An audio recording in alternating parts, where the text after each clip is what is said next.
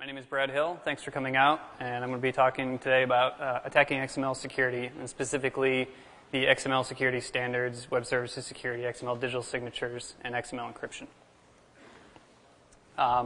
Do a quick introduction. Today's talk is divided into two major sections. The first section is kind of an executive level briefing talking about the emerging conventional wisdom on message-oriented security and my take on and challenge to that, and why I think SSL is still a preferable alternative even with these new emerging technologies, what's going on there. We're going to have a quick break for questions after that, and then the second half of the session will be kind of gory dive into the technical details of breaking and attacking XML digital signatures, including what I think is the world's first real XML malware and some nasty code bugs and design bugs that I've uncovered in these systems. Again, we're going to move quickly. If you like to bounce between sessions, if you're a policy, protocol kind of guy, you want to stay for the first half. If you're a technical guy who just likes to break stuff, the second half's your bit. So if you're going to move around, that's your cue. But I hope you stay for it all. I think it's all interesting. Since I might run out of time, I want to start with thanks for the people who've helped inspire this work, review it, contribute to it.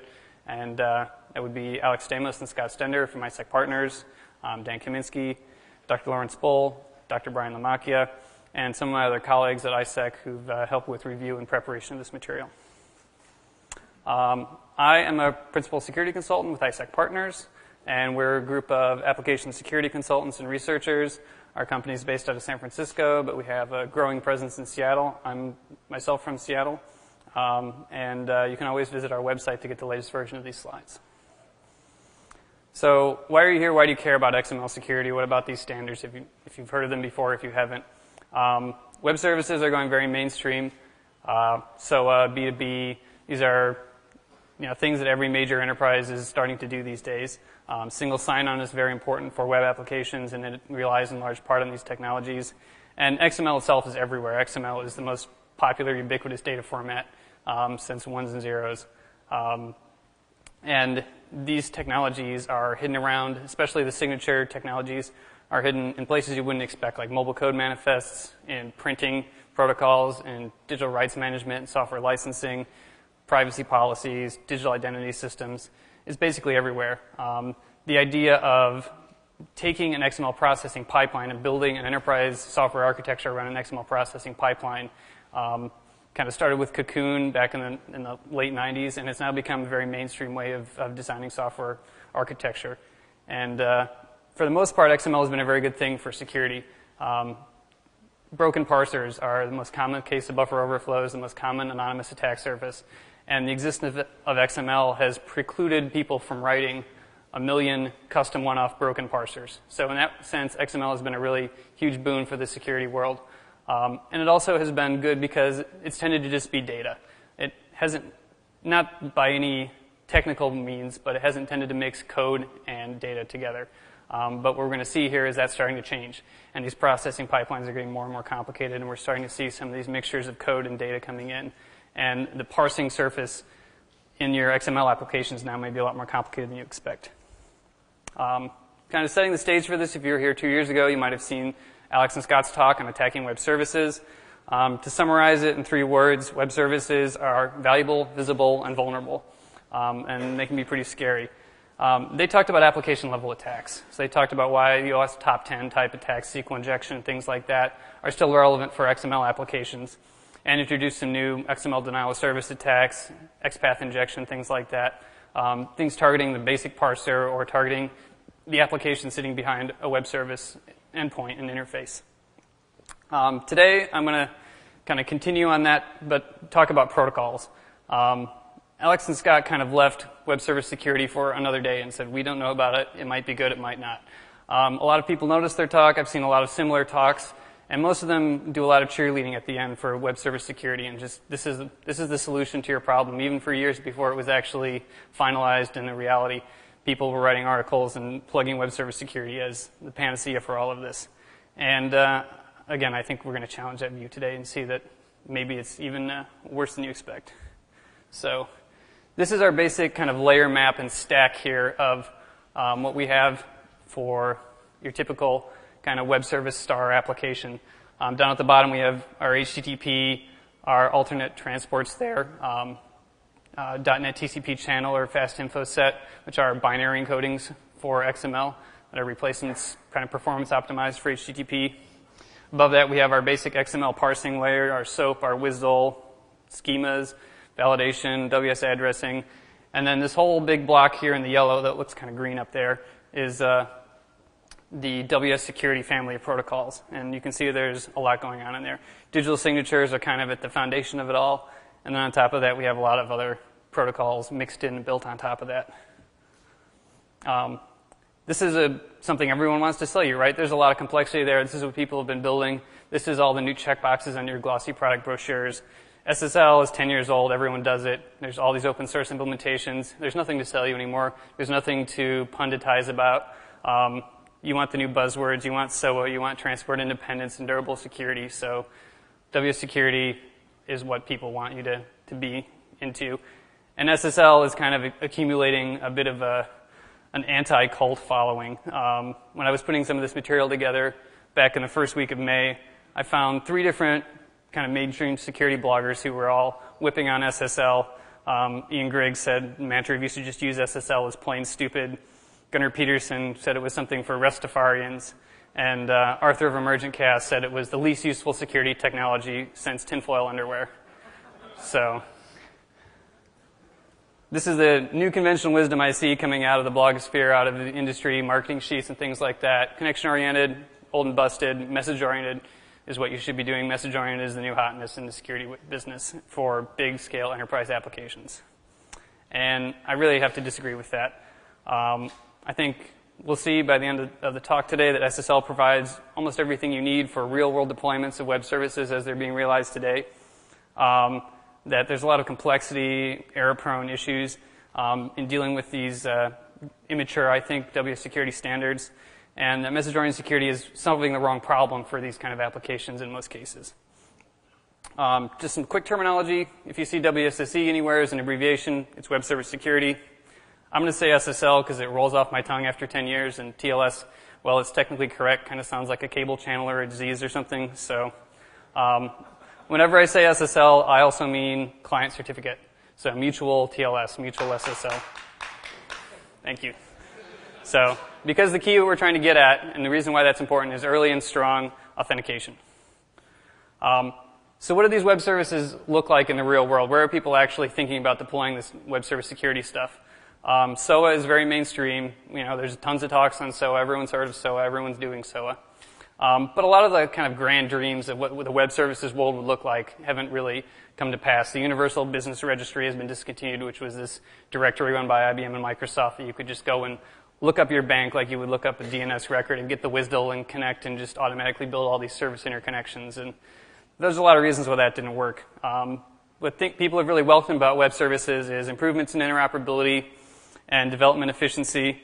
And basically, though, it hasn't totally changed the way we do business. It's a better way to do the way we were already doing things. So where we mostly see web services are a big internal set of interfaces for SOA, maybe a couple dozen, a couple hundred, a couple thousand even, internally to a company. And then a few B2B endpoints on the edge of the network, on the perimeter networks, that are connecting to a few trusted partners. And by a few, I might mean up to 1,000 or even 5,000, but not sort of to the anonymous internet scale like a Google or an Amazon would be talking to people, the number of web browsers that they're talking to. And the reason why web services here, again, are winning is they're standard, they're easy to interconnect with partners.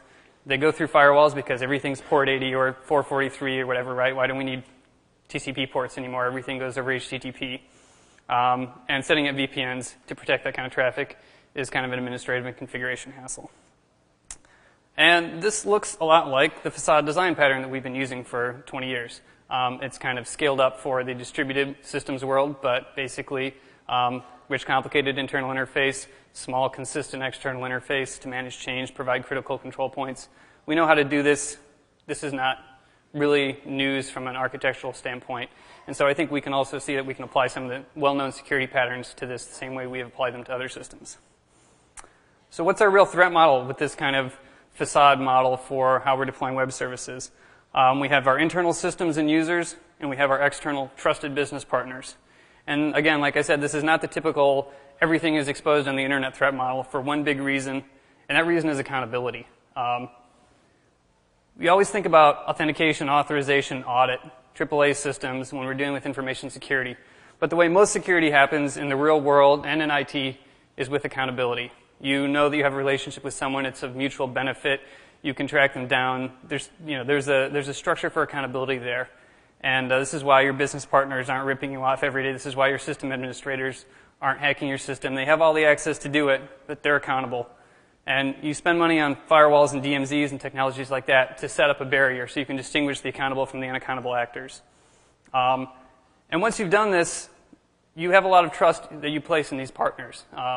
They're business partners with you. You're in a relationship of mutual benefit. If you have, you're better off to roll this up into traditional risk management techniques, errors and omission, contracts, lawyers, things like that, than you are to try and necessarily build all of this directly in your application. You still need robust applications, absolutely, but the authenticated attack surface is not your greatest concern. Well, your greatest concern is avoiding the internet threat model when you expose these endpoints to the public internet. How do you keep the web service you're deploying to your business partners from looking like the hack attack that people are making against all these websites today? And you do that by, again, looking for technologies and choosing technologies that exclude the anonymous attackers. And make sure that you have accountable transactions. So this is why I think SSL still beats web service security. And there's a couple reasons here why I think you'll see it performs better in response to that threat model. The first reason is just old attack surface, plain old attack surface. If you're using message-oriented security, if you're applying security to the properties of a message, you need to have a message first before you can do anything with it. And getting a message isn't free, and getting a web service message is especially not free. So we'll go back to our layer map here, and this time I've added SSL at the bottom here for some context as to where it lives in this stack. And here's the SSL anonymous attack surface. And here's the web service security anonymous attack surface. So you can see there's a lot more that the attacker gets to play with here before you can even make an assertion about who you're talking to, was this message authenticated, anything like that. And if we're a little more charitable, we can take some of it out, but we still have all of this stuff on the table. Protocol handlers, XML parsers, remote references, URI endpoints, SOAP action headers. Basically, what used to be your invisible network protocol stack is now a whole rich and complicated application that is subject to the same kind of attacks that hackers have always been mounting against complicated applications. And we'll see in the next part, if you stick around for part 2, that some of these are stunningly successful. The big advantage here with SSL with client cert is it keeps them out of your message stack unless they're authenticated. No one gets to play with anything in those upper levels, touch anything, send you a message. Even sending you a message can be dangerous. And this is widely reviewed, mature, stable technology. The second reason why I think message-oriented security is being overhyped is that your application probably isn't really message-oriented. Some of them are, but most people have really assumptions about how they use their applications that are unstated, that don't show up in the protocol specs, that messages are going to arrive in order, they're going to arrive in a timely manner, they won't be replayed or dropped. So I say they're stateful at layer 8, the human layer, the application user expectation layer. And we can do a thought experiment on this. If you think about cell phone SMS messages, this is about as message-oriented as any protocol gets. It's pure play message-oriented. But if you're going out to the bar on Friday with a couple friends and you're trying to use SMS to send messages and arrange a place to meet, and I get to reorder, replay, or drop all of your messages, good luck getting to the same bar that night. It's probably not going to happen, right? And this is important for your enterprise applications in the same way. And there are solutions to this in the web service security standards. I don't mean to imply that it's completely left off the table, but they're not always interoperable. Sometimes they're custom. Sometimes they're still being baked. And you have to realize that you need to apply one of these solutions. In SSL, you kind of get all these properties for free. And so you're walking away from money on the table. When you go to one of these other technologies, now have to start thinking about all these issues that you didn't have to think about before. Transport layer security is also a very proven success with message-oriented protocols. MSRPC, LDAP, there's a bunch of other protocols that apply. MSRPC is a little bit of a hybrid, but there's a bunch of other protocols that have successfully applied transport level security rather than individual message security successfully for message systems. Email being the biggest example, which is our second thought experiment here, where this is one of the few truly message-oriented enterprise applications. And if you think about it, SSL secures orders of magnitude more email than any kind of per-message solution out there like PGP or something. In that, I have a trust boundary inside my company email system, where I can send messages without worrying about a bunch of encryption because I have accountability, because I have a trusted system. And when I connect to my company email for Outlook Web Access or something, or Gmail, I do that over SSL. So I'm relying on SSL to connect the endpoint securely, and I'm establishing trust boundaries. I think that's something that we need to think about when we're looking at these new technologies, message-oriented technologies critically. What are the real trust boundaries? I see things in books like, well, if you're using a message queue, once your message is decrypted and in the queue, it has no protection. Well, I think if the attacker owns your message queue system, you're probably done anyway, right? Your game is over. So think about where you want to put those trust boundaries and build your system that way. The third reason I think message-oriented security loses is it tends to create a tight coupling between your security and your application layers. Especially the web service and XML standards expose things like URIs, XPath, XPointers, XSLT, complicated systems for identifying the content of the message. And that's not something that you necessarily have in common at every layer. It's not something that an external gateway can necessarily do consistently with your internal application logic. You would think that those systems are well-defined, simple. XPath is a simple algorithm. XSLTs are simple algorithms. You would think the same thing, hopefully, about TCP fragment reassembly.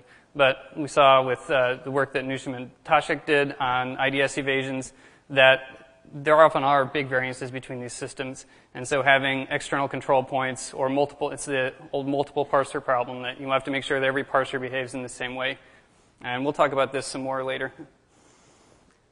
Complexity. This is just a sample scenario of one way of using web service security.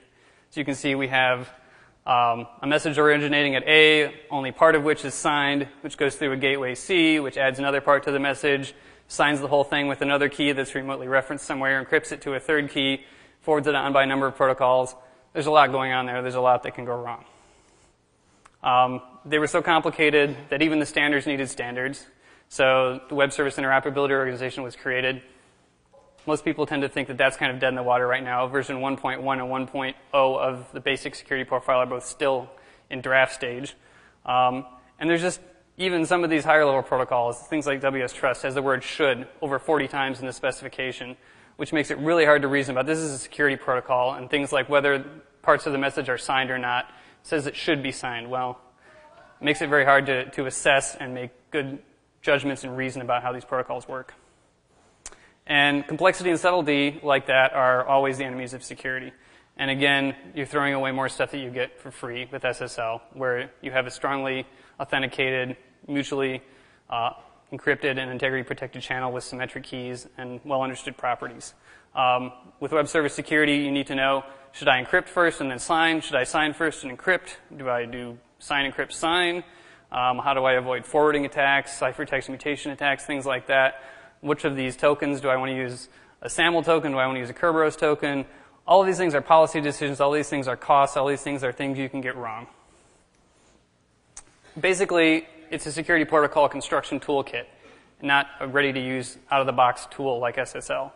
And, years of dedicated advocacy by Bruce Schneier and others have said that if you see someone writing their own cryptographic algorithm, it's broken. You don't even have to look at it. You just know it's broken. If you're not a cryptographer, don't do it. And I think the same applies for cryptographic authentication protocols. If you're writing protocols, it's broken. You should be using something that has been set up because most people just don't have the qualifications to do that. And unfortunately, when you're setting all these policy flags, this gigantic swamp of policy that exists around web service security, you're creating a new protocol with every policy you set. And experts get this kind of stuff wrong all the time, especially the subtle distinctions in public key cryptography, such as the naive sign and encrypt forwarding flaw found in PKNet Kerberos in 2005. It just goes to show that you really do need to be cautious about these things and have people that not only understand but have a red team that can help you attack these systems if you're going to be creating your own policy endpoints. And we'll illustrate this here with a brief tale of two services here. Two services with different needs. One's a synchronous service, and it's going to have lots of data sent with privacy and integrity, and you need mutual authentication. The second service is going to be an asynchronous message that you only need to sign, only need integrity protection, no confidentiality requirement. So our first service, we'll do SSL without client auth, and we'll put a Kerberos token on it. So the client authenticates the server with SSL server certificate. The server authenticates the client with the Kerberos token. The message is protected and has privacy protections, as does the Kerberos ticket. All the security assertions are satisfied. There are no attacks against this system that I know of. Now we take our second service, and here we're going to send this message over plain text, and we're going to use the Kerberos token again, and we're going to sign the entire message with the secret in that Kerberos token.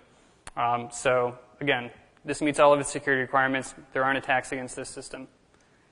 If we put them both together, though, on the same system, and both services are hosted by the same Kerberos principal, we have an attack appear, because the policy for service B protects the message but doesn't protect the security token. So the attacker can intercept that message, prevent delivery, take the token, and replay it against through a non-mutually authenticated SSL channel.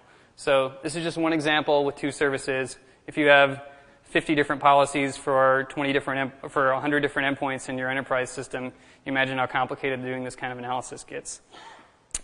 This is a repurpose of some work by some Finnish hackers, Kaslan and Tikkanen. They did it against traditional Kerberos services. It works just fine against web service as well, and it works with SAML also. So just again, an example of how setting policies is the same as building protocols. And SSL, again, takes care of all this for free. Had a lot of engineering put into it to make sure that you're not vulnerable to these kind of attacks, especially if you use mutual authentication. So to debunk some SSL myths here. First myth is that SSL is not appropriate and won't work for message-oriented applications. And we've discussed this a little bit briefly here that, in most cases, all you need to really handle the security assertions of most applications is an mutually authenticated channel with strong audit and strong privacy protections and integrity protections. And SSL gives you all of that. Kind of the only mainstream cases today where SSL is not adequate by itself are things like SAML and WS Federation, the web single sign-on protocols, where we have passive participants, a web browser that's not a trusted participant forwarding a message on behalf of someone else. And so these are the few cases where you need these kind of durable assertions. But even there, where some of these protocols were designed theoretically to be usable over plain text channels, attacks have been discovered that necessitate using SSL at every step of the way for additional protections. Another typical downside for SSL or myth about SSL is the difficulty managing client certificates. And this is true for 1 million or 2 million browser clients, and people are changing their web browsers all the time. But if we're talking web service endpoints with B2B type communications, your endpoints are typically going to be applications that are under change control and change management, and managing client certificates in this case becomes a whole lot easier. And it's probably something you're going to have to do with message-oriented security anyway. So not an issue for SSL here. A lot of people kind of have a pathological dislike of certificate authorities. I could be convinced that they're not necessarily doing the job that they should in all cases. But again, this isn't a problem if you have programmatic clients. You need a public root of trust if you're going to have 1 million web browsers talking to you. If you're going to have 100 business partners talking to you, you can do it all with self-signed certs. You can use the certificate authority built into a Windows server or OpenSSL or a variety of other free alternatives to that. Just cut out the middleman, cut out the cost and expense of managing those certs. You can issue the same cert 100 times to your whole server farm and not have to pay a dime to anyone. The broken trust model, the phishing, user Chrome issues, how does the user verify certificates, again, are browser issues. Don't apply to SSL in a programmatic context. Computers are very good at making a determination. This is the right key. This is the right name. SSL is too heavyweight. I've heard this, which is kind of hilarious compared to the big protocol stack we just saw for web service security. And Microsoft recently published some benchmarks for Windows Communications Foundation. And they never put them all on the same line. But if you go and move them along onto the same axis from different graphs, you see that using WS Security to do signing and encryption compared to SSL cuts throughput by between a factor of 5 and a factor of 50. And when you add on SSL acceleration onto that, which is widely available and cheap, whereas XML security acceleration, I only am aware of one company that does it, and because it's XML mangling, it's not as fast, it's not as easily put into hardware acceleration, and it's going to be more expensive. You might be talking a factor of 100-fold slowdown to use WS Security everywhere in place of SSL. Terminating SSL at the CorpNet edge. Another reason I hear this one's a little more legitimate as far as the durability of the protections on the message as it travels through your whole system. But again, think about the email analogy, think about your trust model. What you really want to secure in systems are trust boundaries. Once a message is inside your system, maybe it's okay to forward on. Maybe you don't need to take all this extra complexity and extra cost of adding another layer of message security on top of it once it's reached a trust boundary. Email works this way all the time. We don't PGP sign every single message we send to people internally in our company on the same mail server. Usually the infrastructure is good enough and we have accountability to back us up there. You can add signatures on top of a message sent through SSL if you really need this. But again, so, excuse me here, drink. So what do you really get if you choose to go with web service security? You do get that durable assertion. In the case of encryption, this is very useful for some certain kinds of authentication technologies, but for most of what we're going to do, it's not really the kind of encryption that you want. You have per-message keys that are wrapped up with public key encryption. If you're doing this to try and, say, meet PCI requirements, XML encrypt everything and put it in the database that way, you're going to have very slow search. You're going to have an incredibly slow database, and it's very hard to rekey these, which is going to fail your PCI requirements again there. And basically, I would say that if you're going to make your data this hard to get at and not make it searchable and not make it accessible, you're probably better off just not storing that data in the first place. Just delete it, and then you don't have a privacy incident waiting to happen. So digital signatures are the big win here. Durable accountability, durable non-repudiation to the extent that such is possible is a really big win, and this is the biggest thing that these technologies have to offer. But that really gets us more accountability, and in most cases we've seen we already have accountability. So the takeaway here from this part is that the only thing you really get with message-oriented security that's new is accountability, and you get accountability where you already had it, and at the cost of a great deal of complexity and risk exposure that you didn't really need. So 4 quick principles. If you have to deal with these kind of systems, if you're building the system out, what do you keep in mind when you're doing this to make your security assertions sane? Encrypt by default, prefer SSL with client authentication, infer your keys from context, and scope your policy with your artifacts. So why do you encrypt by default? I'll quote Ian Grigg again, who I quoted in a less flattering light earlier, but to remove the weakness of the policy decision. Encryption is pretty cheap, and it's getting cheaper. Processor speeds are still increasing. SSL accelerators are widely available. If you're worried about setting up a web service endpoint, encrypt it. Put it over SSL by default. It's easier to scale that back later when you find you have performance problems than to figure out that you've been getting owned all along and try and do damage correction. Prefer SSL with client off. Again, quick, easy, mutual authentication right at the beginning of the transaction. Inferring keys from context. This is going to be more interesting and relevant after you've seen the whole rest of the talk. But basically, resolving a key is anonymous attack surface. If you have to go out and fetch a key from somewhere over the network, if you have to parse a big complicated message to try and find a key in it, that's a great way for someone to attack you, and that is always anonymous because you can't know anything about someone until you have a key resolved. So if you have a small set of people, if you have a small set of trusted partners, or if you have an application context where you can resolve the key from that context, that's the way to go. And scoping policy with artifacts. This goes back to our Tale of Two Services and the idea that building policy is the same as building a protocol. So if you're writing policy, they should be very simple statements and say things like, every single service that is authenticated with SAML artifact X has to apply encryption and integrity. And if you want to create another set of services that don't require encryption, for example, create a different artifact, create a different authentication point, create a different token that you can use to authenticate people to.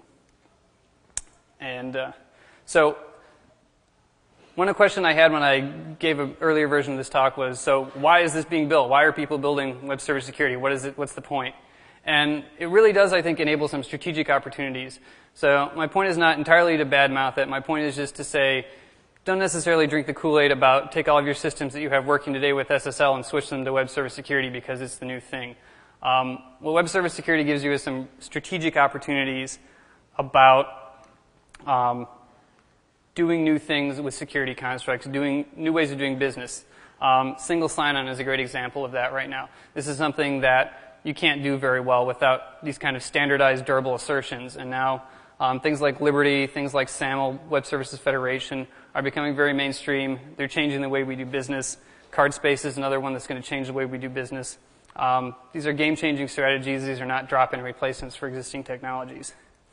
Multi-party distributed transactions, marketplaces, currency-like systems.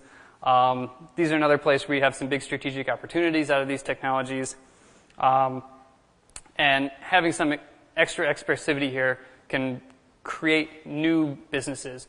But if your business is not creating new protocols, creating new ways of doing business, you should be very skeptical about these technologies. One of the areas I'm excited about is once these do have a chance to mature, once you have these kind of technologies, standard stacks available on every desktop in the world, on every application server, and they're interoperable, there's some good chance that there's a lot of great kind of undiscovered crypto lurking out there from some of the digital cash companies in the early 90s that were a bit ahead of their time and never found their niche in standards. Maybe some of this will have a chance to come back and kind of rework how we do business on the internet. We'll see, but there's a lot more security research needed. So I'll take up to, say, 5 or 10 minutes of questions here if anyone has them on this first part of the talk. Yes? My way of looking at it, you've got two different problems, data at rest and data in motion. Mm-hmm. Now, TLS is a great solution to securing data in motion, but lousy to securing data at rest. And now, properly implemented WS security will allow you to secure the data at rest. And you only want to encrypt the data that you're actually concerned about the privacy. That's data that should not be indexable, should not be searchable, such as social security card, credit card number, information that is truly private. So this should never be a one or the other solution, that you use the WS security only when you have a need to secure data at rest, and that you use TLS every time you need to secure data at rest. Yeah, so the question or comment was distinguishing between data in motion and data at rest, and SSL being the solution for encrypting data in motion, and WSecurity being a solution for encrypting only pieces of data at rest that you need to have not searchable, that you need to have strong at-rest protections for. And yeah, that's an appropriate use of this technology. And I do agree with you on that. Unfortunately, what I've been seeing and what I've been hearing about in people's deployment is that they apply this to every message. They put their entire database out this way, and that doesn't meet a lot of the needs of organizations and the way they're really using data. People are encrypting all of their data at rest because of PCI requirements, because of worries about data breaches. But the reason they're keeping that data in the first place, you would like to say that that social security numbers shouldn't be searchable, but I think the reality of how most businesses work is they do need to be able to search these. They do need to be able to index these. They're building complicated relational databases and using this as a primary key all over the place. Maybe that's not best practice, but It's also legal. yeah, well, but I would say that most real-world organizations do want to search and index on their data. Just like most real-world organizations don't do client off. The entire point behind this was that SSL is great when it's client off. Mm-hmm. When it's not client off, it's so easy to attack, it's trivial. And there have been tools out there to do so, such as Doug Song's DSNF, that have been out there for 8 years, where you can attack an SSL transport without knowledge of any party that it's been attacked, decrypted, recrypted, and retransmitted. So SSL, as implemented by businesses, is a piece of junk.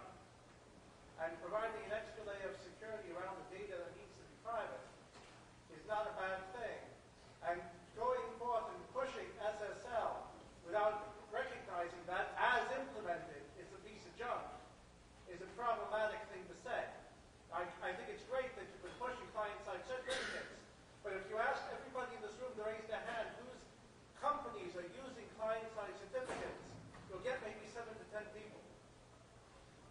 that's an issue.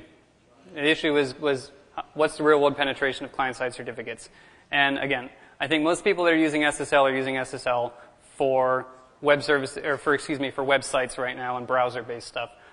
For web services, if you're using SSL, you probably are likely using client-side certs. And SSL, even without mutual auth, can provide strong assertions. I'm going to have to disagree with you on that, and we can talk about it afterwards. I'm going to move on now so we can get to the rest of the material today. Thanks. So the next part is going to be technical deep dive.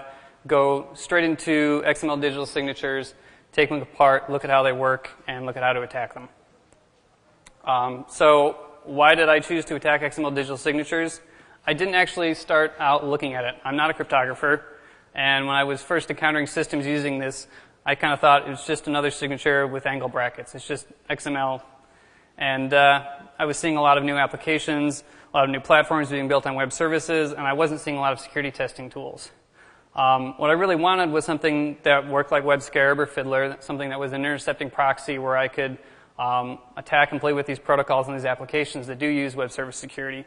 And so the first order of business in building a tool like that is to be able to crack open and fix signatures after you've modified the data so you can send along and have it be accepted by the receiving application.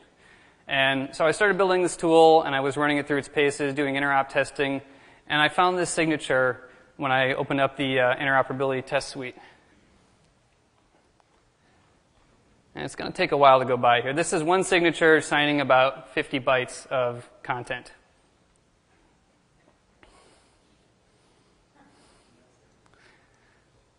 Keeps going.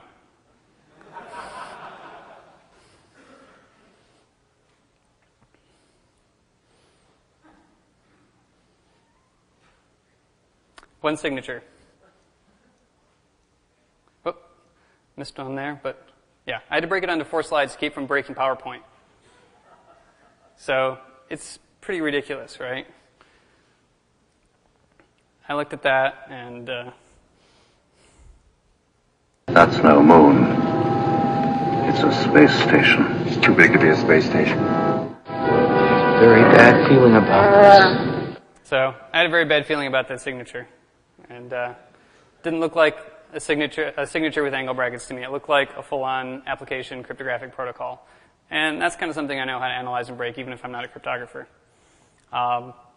Problem here is generality leads to complexity, leads to vulnerability. They've tried to make these systems very general, and in the process, there's enough complexity there that there's a fair amount of space for misuse by developers and by clients, and a fair chance that not everybody got all of that stuff right when they were implementing it. And so I went looking to see what kind of attacks and what kind of research had been done against this, and I really couldn't find much. I found some academic papers on it, but absolutely nothing sort of in Bugtrack in the traditional non-academic security world. The academic papers are really good. I would recommend you go check them out.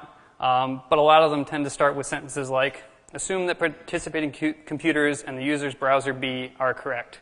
And I'm surprised that didn't get more chuckles from a room full of security people. Because we have what the architect designed, which here is a formally correct model for putting burning logs right in the middle of your house quite safely, and it's beautiful. Nothing wrong with that design. But when we in the security business go around and kind of crawl in the basement of software and look at how it's built, we often find stuff that looks like that instead. So I decided to go in and deep dive, take a look, pull apart that signature and see what was going on. Followed a basic attack surface analysis methodology. Start with a threat model, figure out what are the entry points, interfaces, what are the operations it supports, what's at what trust level, anonymous, authenticated, authorized, what's remotely accessible, what's locally accessible, things like that. Look for complex inputs. So again, here's this slide with all of the different possibilities, or one of the many different possibilities for web service security. And again, as I said, there's a lot of attack surface there. The goals of the digital signature in this context of that kind of operational model there is to be able to sign arbitrary content, not just XML, but to specifically for XML be able to sign an info set, sign kind of the semantic intent and not the actual byte stream of the message. to have agility in your cryptographic algorithms and key formats, to be able to have flexibility in how you reference material being signed, to supply key info inline if you want, and to specifically allow portions of a message to be excluded from being signed. And this is really great if you're building a really full-blown application stack that you want to be a general-purpose tool that can handle everything. But it makes some really counterintuitive properties for those of us who are used to thinking about integrity and signatures. There's a lot of stuff there that can change without invalidating a signature, and that creates some pitfalls and some tricky and dangerous stuff. So tried a couple different ways of presenting this material, and I think the best way is just walk through a typical signature piece by piece and look at how each piece works and see what the attacks are against each piece. So we'll start with just the basic, how does an XML digital signature work? So we'll start out with our content to sign. Here we have some XML content and some arbitrary binary content. You take a hash of those pieces of content, and now we're going to start actually building our signature. So we're going to take those hashes and create a bunch of XML metadata and store those hashes in our XML metadata.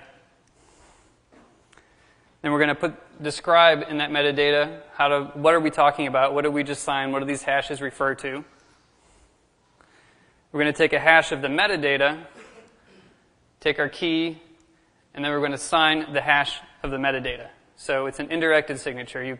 The metadata is kind of a manifest of what's being signed and what the hashes are, and then you hash and sign the metadata. So this is keeping this kind of three-stage indirection in mind is important for the rest of the talk. So the basic structure when you get down into the angle brackets of it is you have the signed info, which is our metadata. You have the signature value, which is our signature, and you have the key. So it's those parts in the lower right hand of the last diagram. And here's a sample signature. This is about as bare bones as they possibly get. I know this is probably too small to read here for most people, but we'll go through bit by bit and take a look at how it works. This signature, again, is just over the object here down at the bottom. So that little bit of black at the bottom is the only thing that's being signed, and the rest of this is just the basic kind of overhead of building a bare bones XML signature. So we'll start with the signature value just because we'll go a little bit out over here because it's the most simple one. So this is just your base 64 encoded signature of the digest of the canonicalized signed info. So again, indirected signature. The next part we'll talk about here is our signed info. So this is our metadata blob we've been talking about. This is describing what's actually being signed. And in this case here, again, it's this object down at the bottom. It just says some text. And the contents of signed info are a canonicalization method, the signature method used to sign the metadata itself, and some references describing the material that's being signed. Canonicalization method here, we're using we're using the basic XML canonicalization there. What is canonicalization? You probably haven't heard of this if you haven't been working with XML signatures before. This is how we get the one true bag of bits to sign. XML kind of has a multiple personality problem. You have all these different representations that can mean essentially the same thing, parse out to the same node set, the same info set. Especially with things like binary encodings we were talking about, the fast info set or .NET TCP, you want to be able to have a message pass through multiple transports and still have the same signature and not disturb those semantics. So to do that, we have to normalize white space, comments, CData, entities, coalesce adjacent nodes, and things like that. This turns out to be a really incredibly hard problem, and lots of smart people have been working on it for years and not quite gotten it right yet. There's still some type 2 error. This isn't a problem from security, but anyway, it's worth noting it's a complicated algorithm. And this is where I want to kind of introduce the first theme here of the design review is mismatched assumptions. We're getting pretty good in the security community about thinking about sort of our grandma who doesn't know anything about computers and how to design security products that she can use, that she can understand. But I think the standards committees and architects and people who are experts have a ways to go yet in kind of appreciating the average developer and how the average developer interacts with these security technologies and make some different assumptions than I think most developers make. So the average developer is lazy. I'm taking myself from, say, a couple years ago here as the model for this. All great programmers are lazy. The average developer probably cares about security. They're not they want to do a good job, they want to do things right, but the inner workings of how certificates and SSL and Kerberos work, whether it's the math or whether it's the details of the protocol, are kind of just opaque. And if you're a developer working, you have to trust the person who gives you the APIs, because that's your job. If every time your code doesn't compile, you think, maybe there's a compiler bug, you get fired because you don't get your work done. Even if it is a compiler bug, it's your job to work around it. So you have to trust the API developer a lot. And where these assumptions start to fail between the average developer and the standards committees starts with canonicalization, it starts with complexity and denial of service, and the attitude, I think, that was taken towards that in the building of the standard. The standards committee seems to have been of the mind that this is XML, it's arbitrarily complex, so we don't have to worry about denial of service. It's just a given. There's nothing to be done. Whereas the security-minded developer doesn't necessarily like the complexity of XML, but is of a mind that if best practices are followed, it can be done safely. So what are those typical best practices? We might have all heard of them. Not allowing DTDs, not expanding entities, not resolving external entities, limiting your parse depth, limiting your total input size. Once you've done this, it's actually not a bad assumption to say that for a given size chunk of XML, it's going to be relatively deterministic to parse it, turn it into an info set, figure out what to do with it. And having these kind of basic assumptions about how long it's going to take to process a message of a given size is pretty important when you think about the kind of architecture of systems today where we have managed code languages like .NET and Java, application servers running with thread pools. You need to be able to tune these performance characteristics. If you can't have any idea how long it's going to take you to process one given message, then you have no hope of designing a system that's resilient to things like distributed denial of service attacks. And we'll see as we go on that almost all of these assumptions you're forced to violate by XML signatures.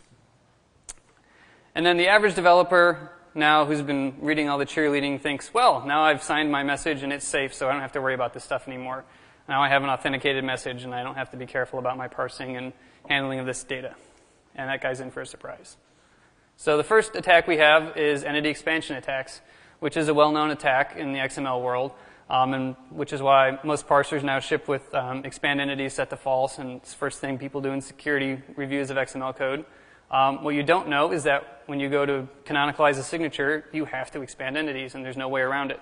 So if you're using a protocol that takes a DTD, which SOAP does not allow, but things like SAML parsers that pull XML out of a web page or out of a web post might, you have to do this. So you have things like the old billion laughs attack, where you define an entity recursively in terms of itself, and this one little message here, this &M, will expand to about 2 gigabytes, and denial of service to your application server. Even if you manage to prevent that, even if you're using, say, SOAP and you don't have DTDs available, this is just an expensive algorithm. It takes a long time to process these messages. If you make a really complicated message, you can eat up a lot of resources. And the schemas do not limit how many times you can apply canonicalization. It could be detected in an optimized way, but I've never seen an implementation that does this yet.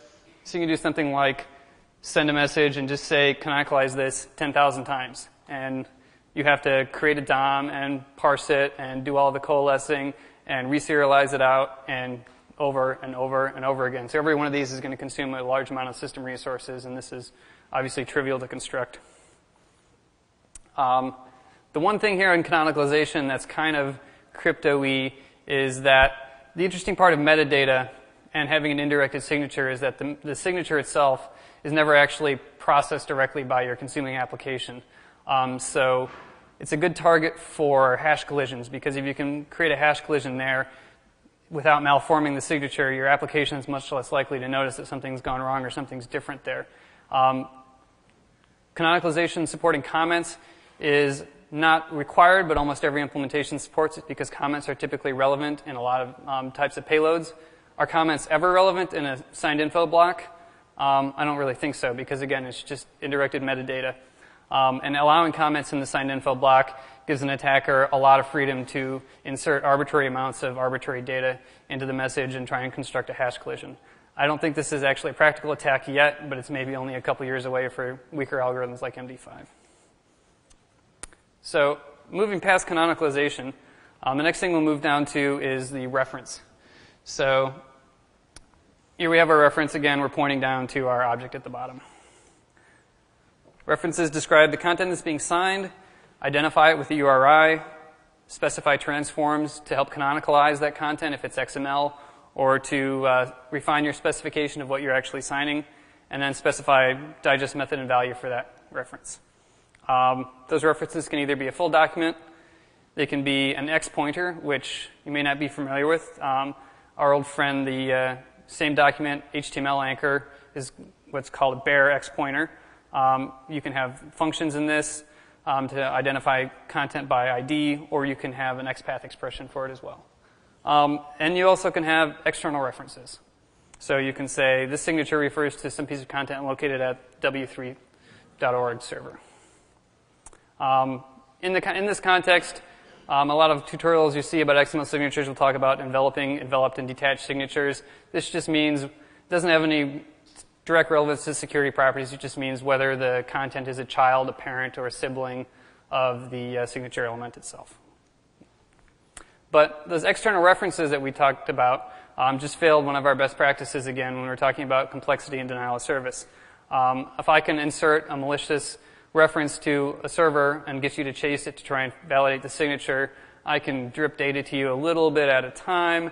I can maybe try and get you to reveal forwardable credentials. You don't want the attacker to be able to control the outbound network properties of your server. So you want to be able to turn this off. There's no simple default flag to turn this off in most APIs. You either need to supply a custom URI dereferencer, and you need to know that you need to do that. And there's no examples of how to do that in most of the code bases I've seen.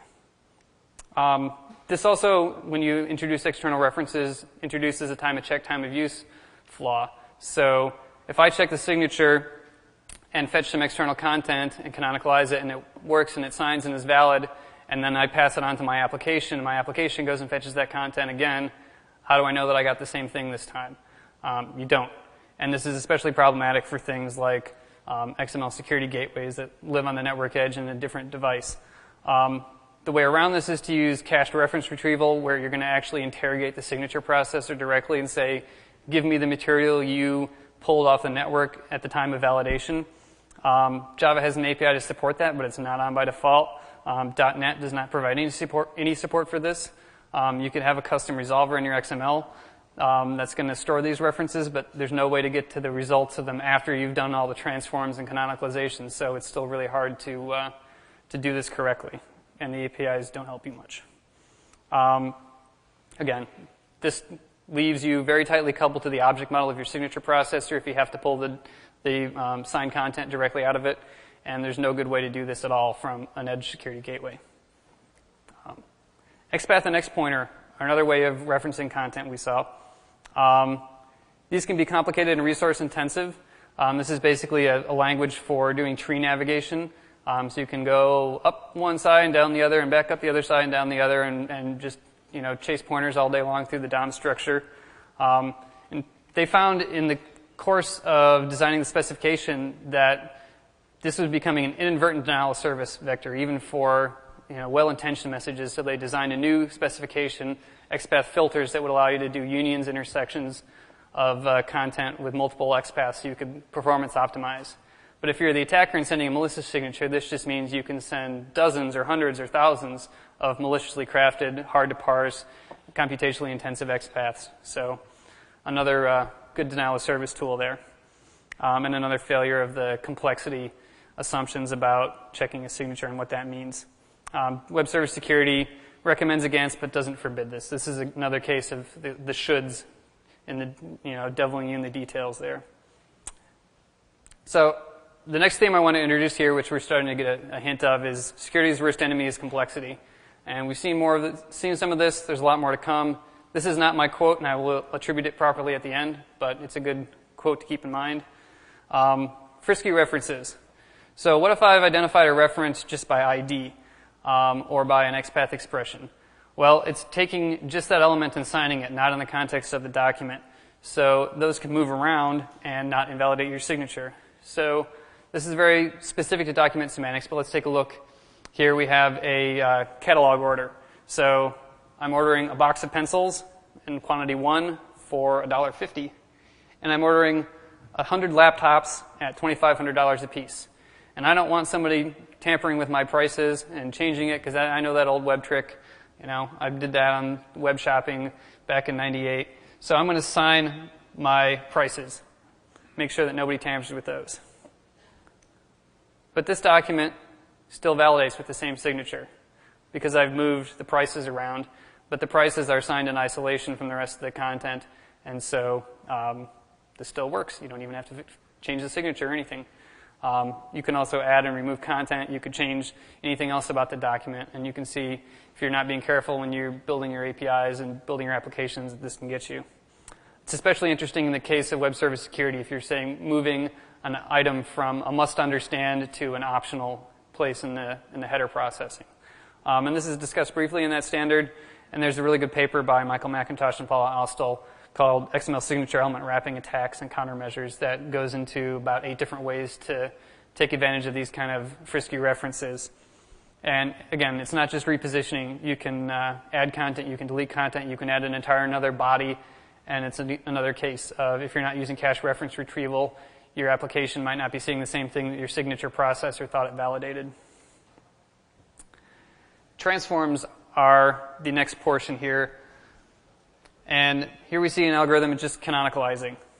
Extra processing instructions for arriving at a correct signature. There's base 64. We talked about XPath. What else is there? The enveloped and enveloping signatures are modeled as transforms. Not interesting. But XSLT is there. XSLT is very interesting. If you're not familiar with XSLT, it's a language for processing transforming XML. It's most commonly used to transcode XML from one format to another, from one DTD or document type to another. It's pattern matching language. You have a template, a source document, and you process them together to create a third document. When this was included in the spec, I think it was to provide an expressive means of selecting content better than XPath, and also for content like web pages that would be typically transformed by XSL before a final rendering, and you want to sign the final rendering. Sign what is meant, not what is said, the Horton principle. But they were kind of too clever for their own good in this case when they added that, because this is a really big dependency to take, and taking dependencies is a frequent source of security bugs. Your threat models don't always match up. People who built one component aren't aware that it's being used somewhere in an insecure manner elsewhere.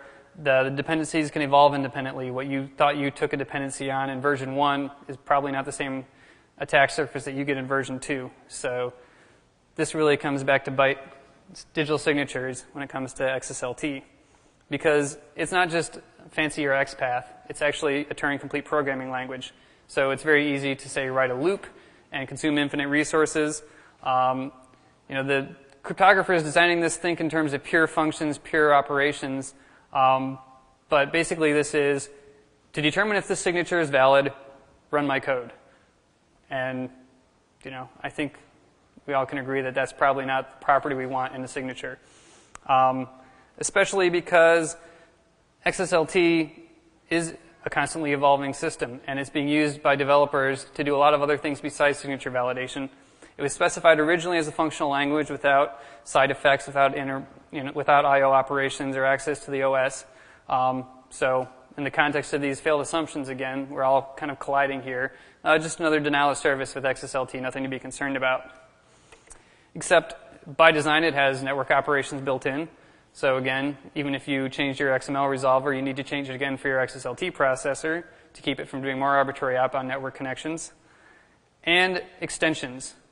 Turns out that XSLT typically supports extensions because people use it as a development platform, and it's a Turing-complete language. And not being able to do input-output, not being able to do all these other things is a big pain for most people.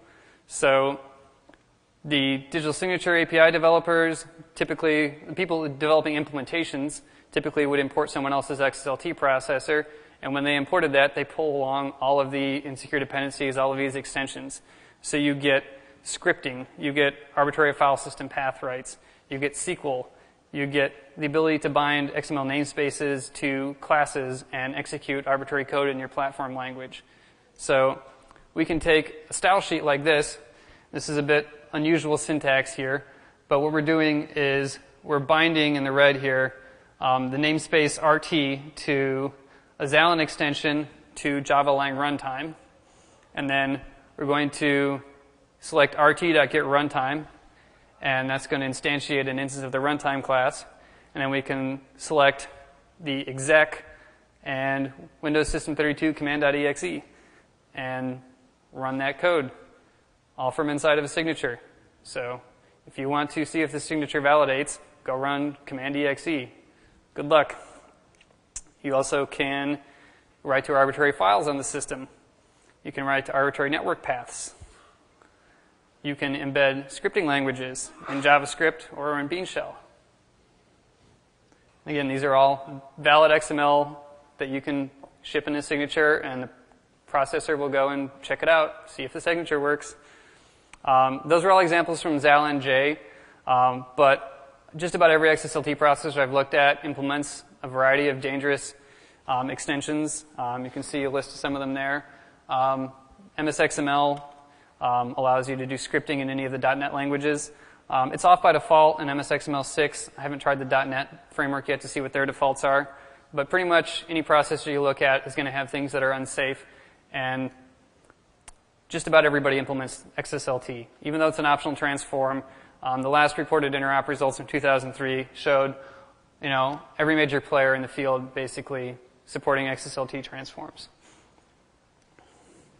And nobody turns off these extensions in general because most people don't know that they're there, because XSLT is too complicated a dependency.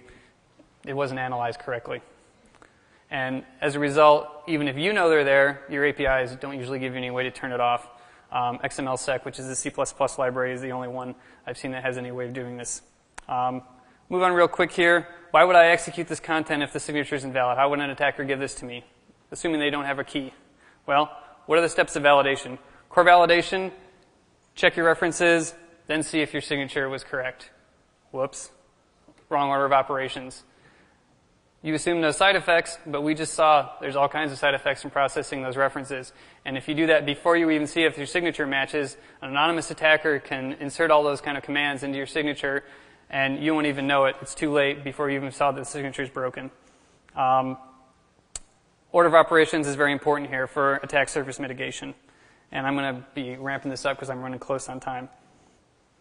So the correct order of operations here is to check and see if you have a key that you trust at all, then validate your signature value, and then process your references and see if it was okay. But people get this wrong because the specification says it the other way. That's how people built it. And so in my testing, I was able to get completely anonymous code execution in pure Java, command line execution, whatever I wanted, with a broken signature, submitted anonymously, with unrecognized key material against all of these platforms. And this advisory went out at the beginning of July. And hopefully this has been fixed, but if you're running Java, go patch your JDK. A lot of people don't do that very regularly, so now's the time. And I think this would be a great way to write a worm. You can have the same attack surface on the client and the server. You have cross-platform execution. Your old CS101 program of writing a program that prints its own source code is solved in a single line with an XSLT feature. And you could use things like the directory interfaces of UDDI to create a propagation directory and move it around between vulnerable hosts in an organization.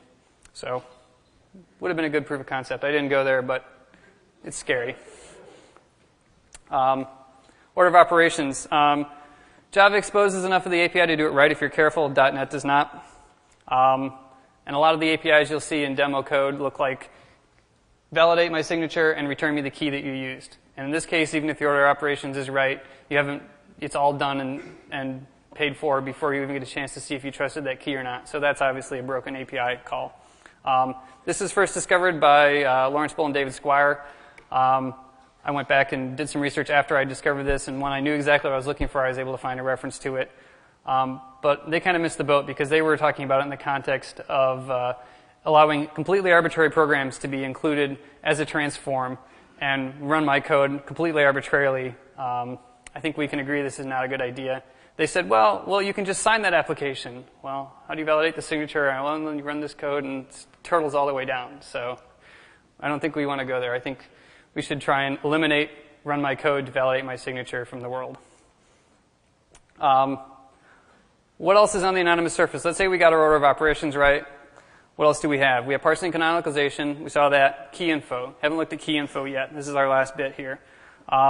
This is just a naked RSA key, but you can also have a key value, a key name, an X509 certificate, or you can have a retrieval method, and the retrieval method can be specified by a URI and transforms. So this isn't protected because you could sign it, but you would still need to get a key to see if it was signed correctly. And it looks a lot like a reference, including all the transforms that are supported. And this is always anonymous attack surface. So you basically have no safe order of operations if your code is willing to resolve key info. And again, all of the APIs I've seen fail to provide you any way to turn this off.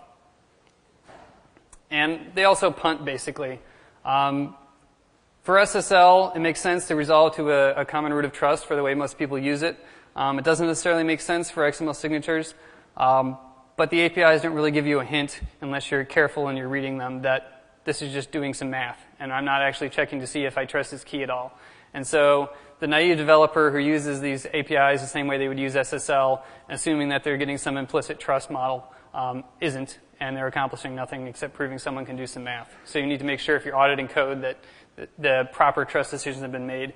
And I would have liked to seen an API that kind of highlights that, maybe pass in a trust manager to the validate calls to make it clear to developers that this needs to be done. So simplicity isn't always good. This is a good case study where if you try and make your API much more simple than the actual technology that it's giving you access to, you can fail your people by not giving them access to the knobs and switches they need to make it secure. I haven't seen any APIs that give you the necessary, what I would consider the necessary interfaces to actually use this technology programmatically in a good way. You could use Code Access Security, or you could use Java Security Manager to kind of sandbox this code, but the Java code, again, would fail recently. It wasn't set up to run in a sandbox, and most people run all their applications that do this kind of stuff in full trust anyway. XML encryption basically looks the same as XML digital signature, shares the same schema. You can, again, reference keys by references. You have transforms, you have key info. All of the same risks apply to XML encryption that just applied here. You also can do circular key references, denial of service attacks. The spec calls out you need to be able to restrict total processing time. That's hard to do in JavaScript or Java or some of these managed languages. Can we use it safely? Very quickly. Some of the applications out there specify profiles that restrict all of the knobs and whistles down to a reasonable set. The WSI basic security profile is the best of these in my opinion. If you're looking for application server products or building systems that have this switch to go to WSI BSP mode, I would do that. That's going to eliminate most of these attacks by constraining the available transforms. There's still some ambiguity there, but it's getting better. There's no simple and secure profile. This is a big problem. I would like to see this come out of the revision that W3C is doing to the standards this year. For API callers, you probably want to schema validate your signatures before you try and process them to make sure that pre-process to make up for the fact that you don't have all the switches you need in the APIs. Attack surface matters. Complexity matters. Signatures should fail fast, should be reliable, should have a deterministic profile, and you shouldn't mix classes of problem like running arbitrary code into validating basic integrity properties of a message. Relearning lessons. If you've read I said I would attribute that quote earlier properly. That was a cryptographic evaluation of IPsec by Ferguson and Schneier. You could read the whole first two sections of that, and you would think it was written about web service security. It was actually written about IPsec 2 years before web services security came out. So we're not learning our lessons quite yet. These APIs need some time to mature. Use it where your applications demand it, but it doesn't hurt to protect things with an outer layer of SSL and be very cautious in what you accept and be demanding of your vendors and proving compliance. Watch ISEC Partners for more updates to this research. There's a white paper there describing the XSLT injection attacks and the advisory there in much more detail. There's a W3C update coming to the spec. And I'll quickly plug the tool I wrote for this talk. SAML Pummel which is a WebScare Bean Shell plugin for testing SAML 2.0 applications. You plug it into WebScarab and just go and browse your application and log in, and it'll pop up a dialog, show you the decoded signature, let you perform one of 8 different anonymous injection attacks, and see if your SAML processor, a searching consumer, is up to snuff. And we have 5 minutes left for questions before they tackle me and take me off the stage.